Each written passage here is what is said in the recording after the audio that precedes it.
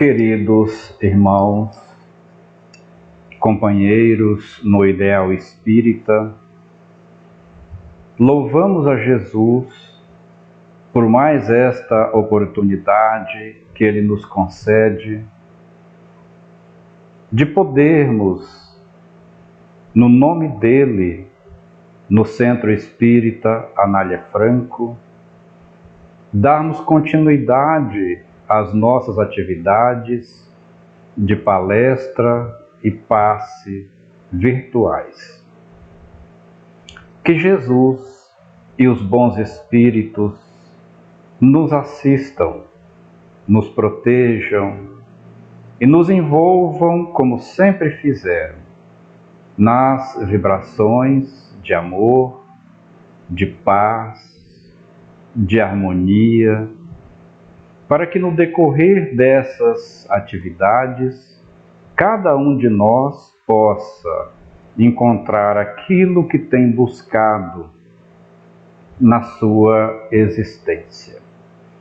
Que o Senhor dilate as nossas percepções, a fim de podermos compreender em toda a sua extensão os ensinamentos desta noite, e que Ele dilate também a nossa boa vontade em praticar, em vivenciar tudo aquilo que aprendermos, porque é só assim que efetivamente nós cresceremos. Estamos tendo a grata satisfação de iniciar este ano com a nossa irmã Adria, realizando a palestra, e na sequência dos dias, todos os outros irmãos que habitualmente têm feito as suas palestras aqui, estarão também realizando, desenvolvendo um tema. Então nós convidamos nesse momento a nossa irmã Adria para que fique conosco e para que juntos nós possamos conduzir essa atividade de hoje em nome de Jesus. Para que possamos dar início, nós vamos ler do livro Caminho, Verdade e Vida, ditado pelo Espírito Emmanuel a Chico Xavier, a mensagem de número 59, intitulada Os Amados. De Hebreus, capítulo 6, versículo 9, foi extraído a seguinte passagem: Mas de vós, ó amados, esperamos coisas melhores.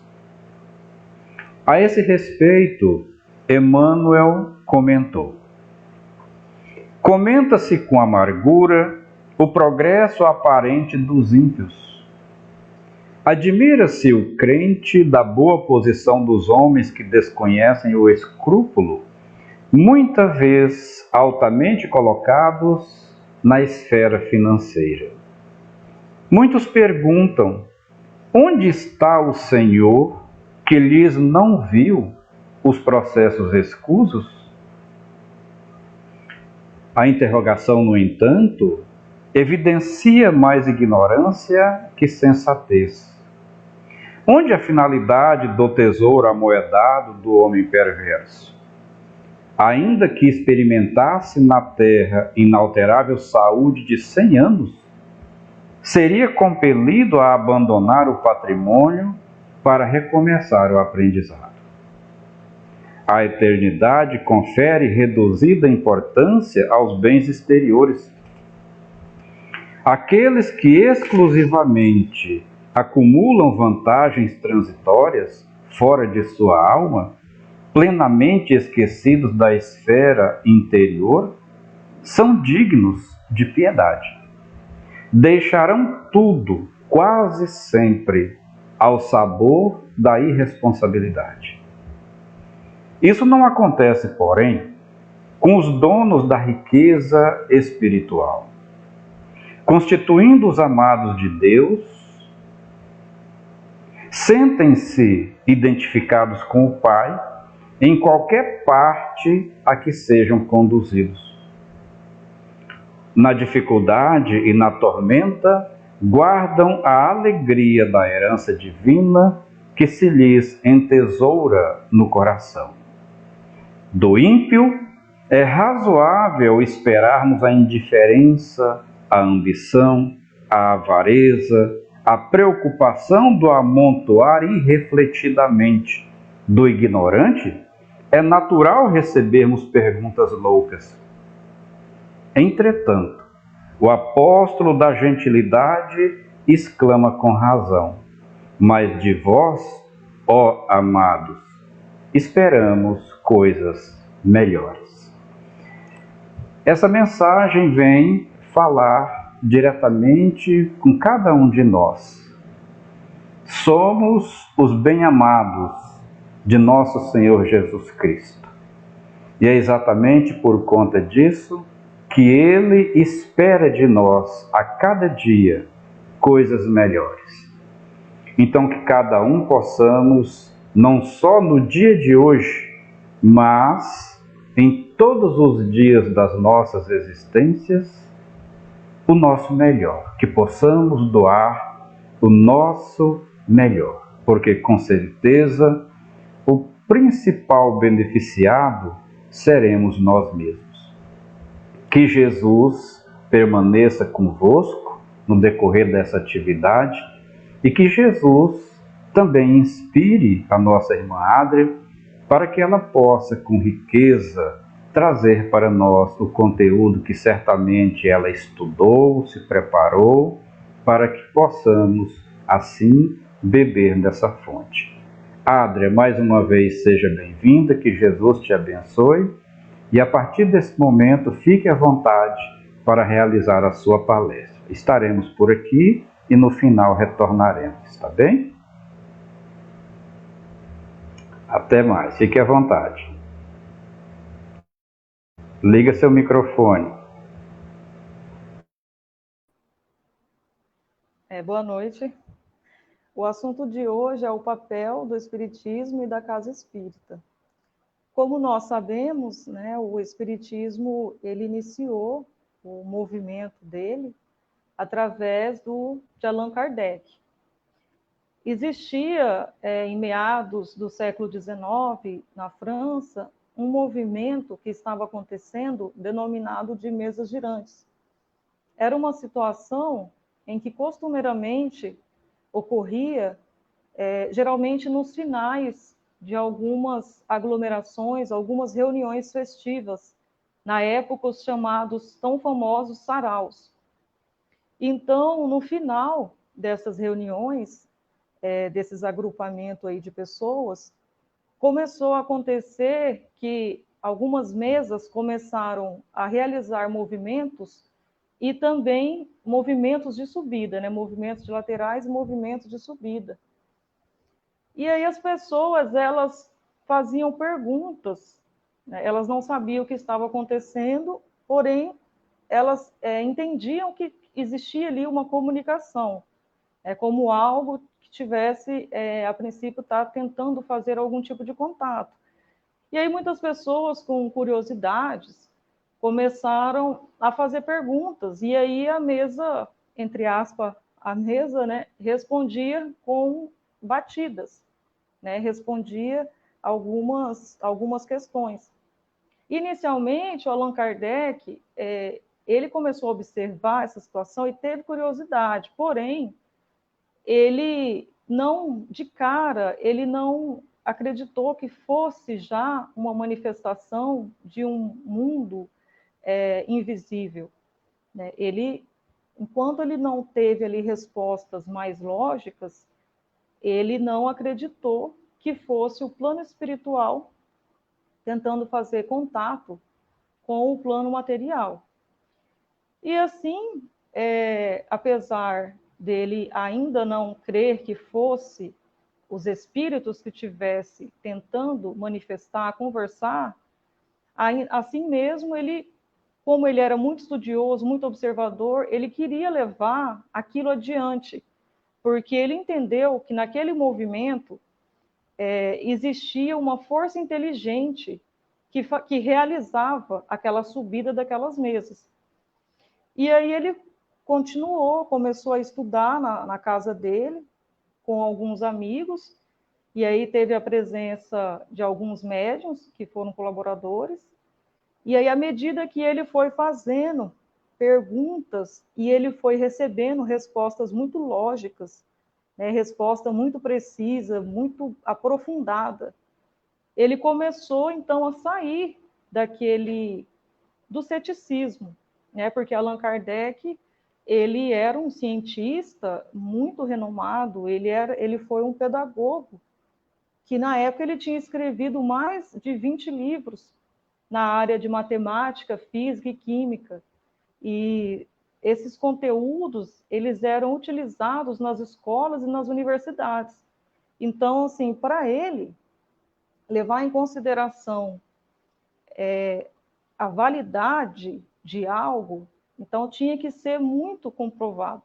Eu não podia simplesmente acreditar em algo transcendental, né, que não tivesse fundamentos científicos, né, que a partir dali, a partir desses fundamentos científicos, também posteriormente configurou em filosóficos e também de religião no sentido de ligar nós aqui da Terra, fazer a ligação com Deus, né? Com o plano espiritual também. Então, nesse sentido, que existe ali a caracterização da doutrina como essa tríplice, como sendo tríplice, né? Sendo a parte dela científica, filosófica e essa parte de ligação nós com Deus, com o plano imaterial. E também uma situação muito interessante foi que Allan Kardec ele era de uma família muito nobre, né, na França, e ele acabou que ele abriu mão do sobrenome dele. Na verdade, ele fez ali um movimento não apenas de fé, né? Então, alguns autores dizem que ele fez um esforço ali, um movimento de humildade, porque ele era um cientista renomado, a família dele também eram pessoas que eram tidas como brilhantes na área da advocacia, na área da magistratura, e ele simplesmente não, ele tirou isso da vida dele, ele não colocou isso como importante, ele dedicou-se ao espiritismo. E aí, a partir desse momento, é lógico que ele teve um distanciamento dos grupos aos quais ele pertencia, apesar de, junto a ele, ter também inserido alguns outros membros, né, que também eram médicos, eram pedagogos, só que era uma parcela muito menor. Então, o que aconteceu muito na vida dele também foi uma ruptura com muitos laços que ele tinha antes dele, e privilégios também, antes dele introduzir, né, a doutrina espírita, fazer a codificação, né, deixar ali para nós muito acessível, porque ele fez todas aquelas respostas, ele sistematizou, muito bem sistematizado, aonde que ficou nas obras que ele deixou, né, sendo o Livro dos Espíritos a primeira obra, o Livro dos Médiuns, o Evangelho segundo o Espiritismo, o Céu e o Inferno. Então, essas obras aí a Gênese, né? Então, essas obras aí deixaram para nós aí de uma maneira muito fácil e acessível da gente estar continuando aí esse estudo. E temos aqui numa questão 799, de que maneira pode o Espiritismo contribuir para o progresso? A resposta dos Espíritos: destruindo o materialismo, que é uma das chagas da sociedade. Ou seja, não colocar a matéria, não colocar os conhecimentos científicos, os vastos conhecimentos científicos das diversas áreas do conhecimento que existem, né? Por mais que são obras maravilhosas, mas nós não podemos colocar como o principal, como que vem em primeiro lugar para para as respostas, né? Respostas que não que são da nossa vida, que tem a ver com as leis e regras morais. Então, nós devemos utilizar da ciência, porém, nós não podemos colocá-la como única resposta para os questionamentos, né? Para os conflitos, para todas as questões aí que o indivíduo tem. Até porque, na verdade, até o próprio Allan Kardec, ele que foi um grande cientista, um dos grandes fatores que fez com que ele acreditasse nesses seres espirituais foi o fato de que, para muitas coisas, ele não encontrou resposta na matéria. Então, ele teve que ter resposta de espíritos superiores. Então, como ele teve as respostas do mundo material, ele tinha um mar de respostas, né? Porque ele era muito culto, muito estudado.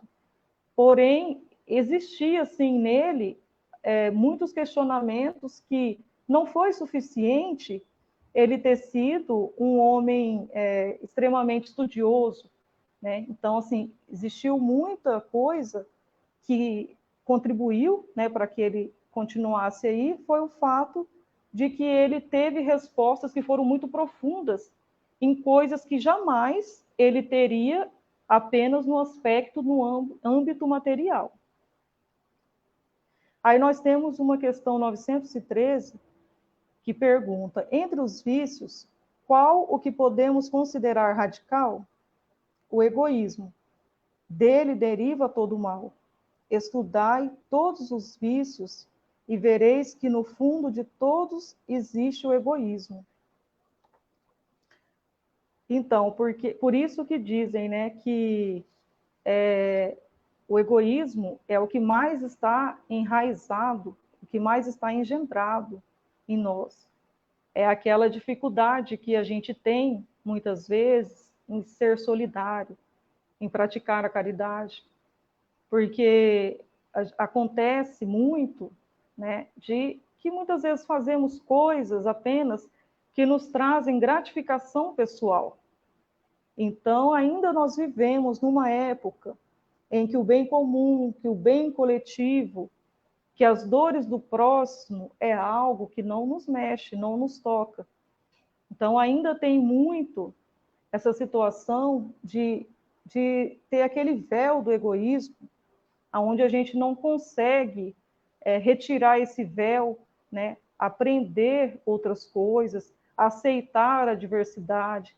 Então, assim, existe muito o véu do egoísmo que ele também não significa simplesmente na relação do indivíduo ao indivíduo, mas na própria maneira dele ver a vida, dele aceitar novos entendimentos, novos estudos.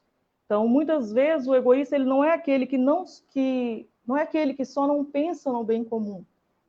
Ele é aquele que ele tem aquela ideia dele, aquelas concepções formadas, e ele tem aquele orgulho também de aceitar o novo. Porque a partir do momento que a gente passa a aceitar esse novo, a gente tem que estar fazendo ali a reforma íntima. Vai mexer ali no nosso, aquele ponto nosso do conformismo, né, a gente não vai sair daquela situação de estar simplesmente parado, esperando, né? Então, aí nós temos também uma questão 917, no qual ela vem nos perguntar: qual o meio de destruir seu egoísmo? Aí a resposta: de todas as imperfeições humanas, o egoísmo é a mais difícil de superar, porque deriva da influência da matéria. Porém, o egoísmo se enfraquecerá à proporção que a vida moral for predominante sobre a vida material. Então, Allan Kardec, ele dizia que o verdadeiro espírita era aquele espírita que ele fazia esforço, realizava esforço, agia com dedicação no sentido de superar as próprias imperfeições, né, os chamados defeitos. Então, o verdadeiro espírita, não era aquele que apenas era adepto, ele tinha que ser um convertido. Então, ele não tinha que ter apenas a fé e estudar por uma questão de apenas aprendizado, curiosidade, pela aquela questão que ainda tem-se muito, de querer ter um contato com além, de querer saber o que foi na vida passada, enfim. Muitas vezes, a intenção que a pessoa tem, né? Então, ele não queria que nós apenas tivéssemos essa curiosidade e usássemos da doutrina espírita, dos fenômenos que a doutrina espírita estuda e da assistência que ela fornece. O que ele sempre pregou foi que, sem os esforços contínuos e sem a reforma íntima, não iríamos para nenhum lugar. Iríamos só ter ali aquele conhecimento raso, muito superficial, das questões que permeiam a relação entre o mundo material e o plano espiritual. Então, assim, a gente tem que ter o espiritismo para além dessa relação. A gente tem que ter ele como um meio mesmo de sermos pessoas melhores, de sermos pessoas mais solidárias. Então, não é apenas esse estudo teórico. Então, nós temos que ter essa prática. Então, Allan Kardec falou dessa prática sob diversas formas. Uma das outras formas que ele falou da prática do espiritismo foi quando ele disse que fora da caridade não há salvação. Então, essa máxima que ele deixou aí, então, simplificou muito, né, da obra espírita, e é como um preceito principal do espiritismo essa máxima que ele deixou. Aí nós temos o centro espírita. Então, nós sabemos que o centro espírita ele é um local de divulgação, ele é uma escola de formação, ele vai ali estar dando condições para o indivíduo estar realizando a fundo conhecimento da doutrina espírita, em relação à mediunidade também. A casa espírita ela vai estar proporcionando, dando uma oportunidade ali para o indivíduo, ele está ajudando numa obra assistencial, ele está participando de um atendimento fraterno. E aí, em contrapartida disso, junto a isso, esse indivíduo ele tem que estar fazendo uma reformulação dos seus padrões, né, dos seus padrões vibratórios, do seu pensamento, da sua forma de vida, a sua maneira de ver a vida e de agir com o semelhante. Então, a casa espírita, ela vai ser um lugar que pode dar ao ser humano uma certa leveza, mas ele não pode ter essa leveza como sendo um comodismo, como se a instituição fosse fazer por ele a mudança que ele que tem que promover, que ele que tem que provocar. Então, na verdade, a casa espírita ela vai até estar auxiliando que ele provoque aquela mudança. Ela vai estar incentivando os novos hábitos a partir sempre da doutrina, segundo o Evangelho de Jesus, todos aqueles ensinamentos que Jesus nos deixou, somado a todas as questões da reforma íntima e também dos ensinamentos de Kardec, e assim, paralelo a isso, esse auxílio, essa atuação da Casa Espírita, sem essa contrapartida do ser humano, do frequentador, ou do próprio trabalhador da casa. Então, assim, a atuação da Casa Espírita ela vai depender dos seus adeptos. Então, vai ser o momento em que a gente vai ter que distinguir se eu sou apenas um frequentador, se eu sou apenas um trabalhador, ou se eu sou uma pessoa que, de fato, estou tentando ser um espírita no seu sentido mais amplo. Então, é nesse ponto que nós vamos estar tendo ali um progresso. Então, o progresso moral, de acordo com o Espiritismo, ele vai se dar com essa assistência espiritual que as casas espíritas vão estar auxiliando, porém o principal responsável por toda a mudança, né, o principal autor é a própria pessoa, o próprio indivíduo. E aí nós temos que nas casas espíritas ocorre o estudo, a orientação, assistência espiritual, assistência social, inclusive assistência espiritual para os próprios trabalhadores, né, que são indivíduos que também têm os seus problemas diversos e que também ficam doentes, né, em relação ao espírito. Então, ali, antigamente, não se falava muito da assistência para os trabalhadores. Hoje em dia, verifica-se que nas casas espíritas estão tendo uma maior preocupação com a assistência do próprio trabalhador. E é engraçado, eu até achei muito relevante e interessante uma situação que o Rossandro Klinger, numa das palestras dele, que eu vi, ele disse que muitos trabalhadores têm vergonha de ter, às vezes, até uma assistência ali espiritual, pedir um socorro espiritual, que é um dos papéis, né, da casa espírita, é esse socorro espiritual que nós tanto precisamos.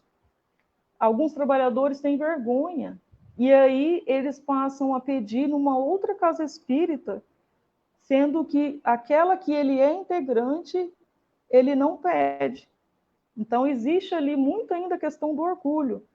Então, o orgulho no sentido seguinte, se eu sou um trabalhador, eu não posso ficar doente.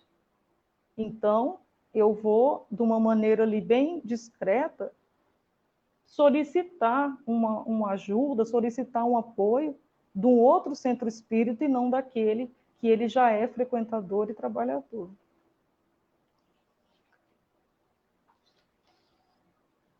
Então, cumprindo essa função aí, essa junção da casa espírita com o indivíduo, né, aí sim a gente pode dizer que essa casa vai estar tendo condições de preparar as pessoas em todas as faixas de idade. Então, o espiritismo, ele não é aquela doutrina, aquela religião que ele pede adeptos, ou que ele tem aquele objetivo de convencer, de reunir o maior número de pessoas.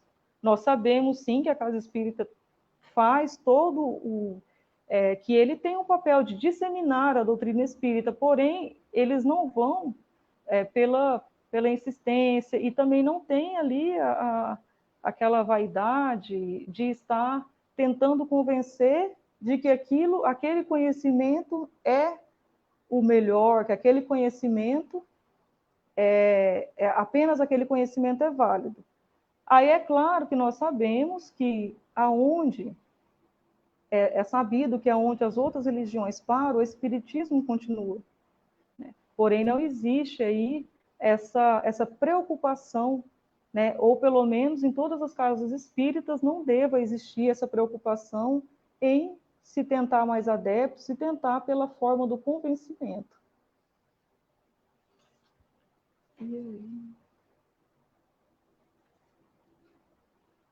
E por hoje é isso.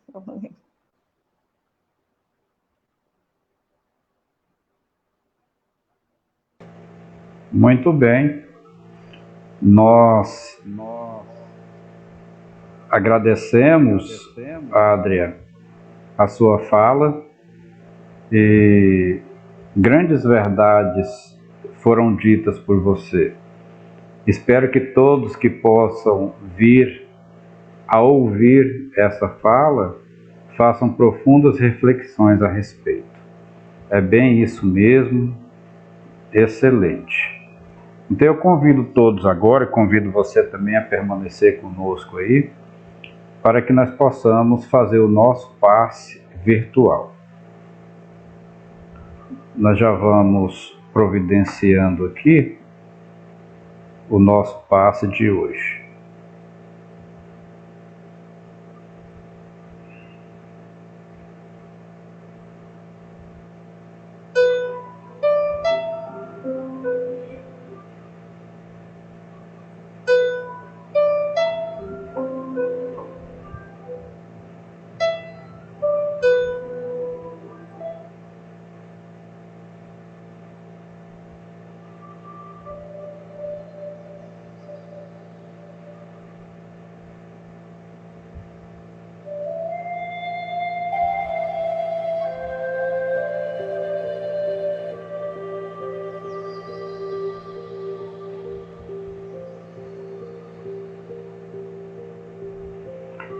com os nossos pensamentos elevados a Jesus,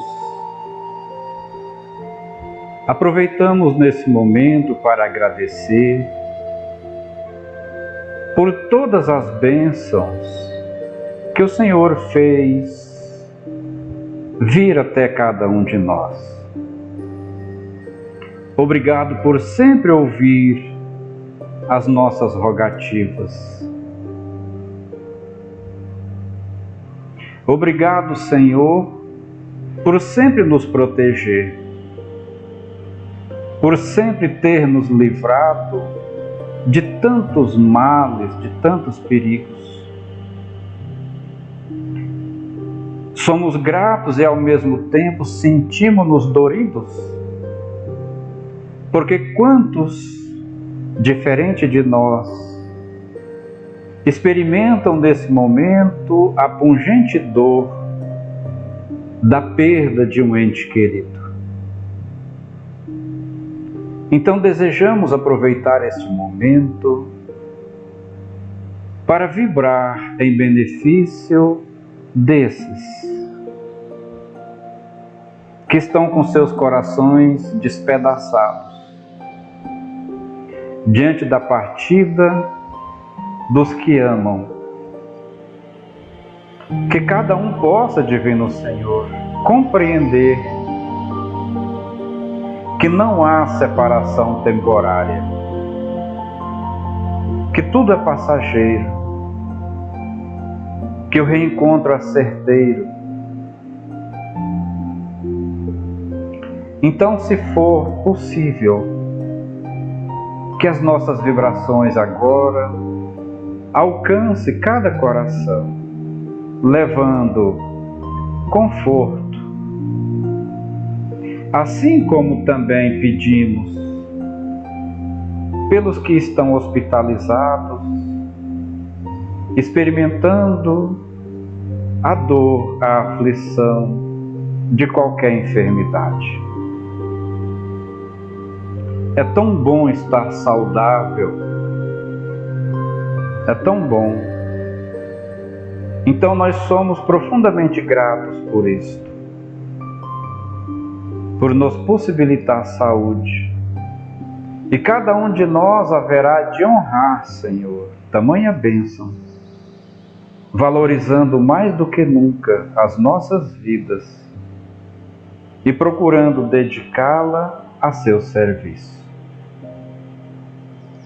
Nesse momento, Divino Senhor, pedimos-te que estenda suas mãos amorosas sobre as nossas cabeças e dos nossos familiares. E através desse passe virtual, que o Senhor faça jorrar as energias retificadoras do corpo e da alma. Que o Senhor ajude-nos com esse passe a libertarmos-nos de todas as amarras, das algemas, das âncoras que nos mantêm aprisionados. Que toda dor moral, física, que todo arrependimento, remorso, que os complexos, a depressão,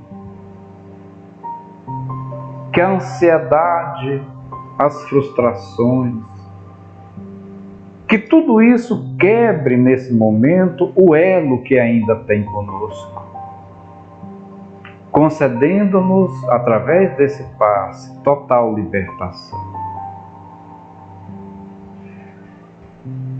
Senhor, fluidifique também esta água, transformando-a em poderoso remédio, Divino Senhor, que faça bem para todos que dela virem a tomar.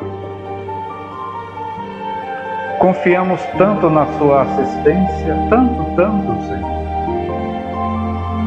que seria de nós não fora a vossa misericórdia. Te pedimos agora, por todas as pessoas que estão em tratamento, que fazem orientação espiritual no Centro Espírita Anália Franco, Especialmente hoje te peço pela irmã Rosenilda, pela Jennifer, pela Amanda.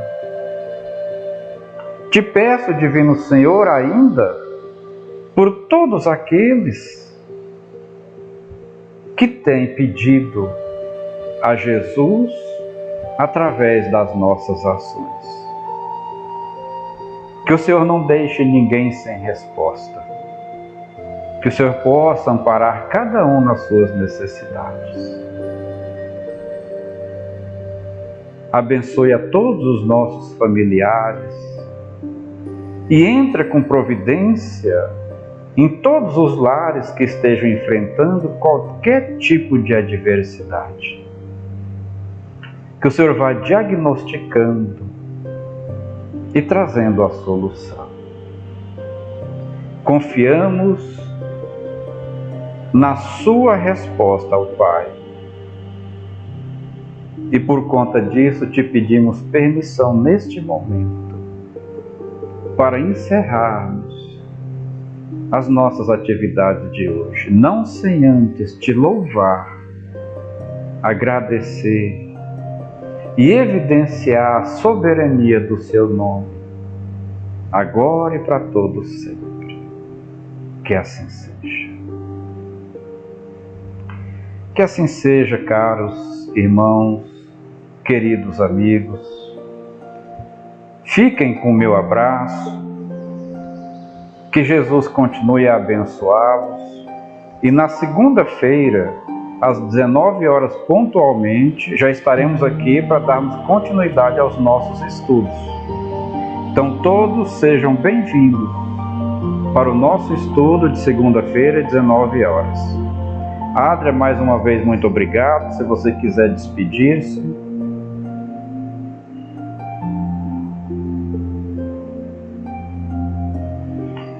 Fique com Deus e até segunda-feira com a graça de nosso Senhor Jesus Cristo.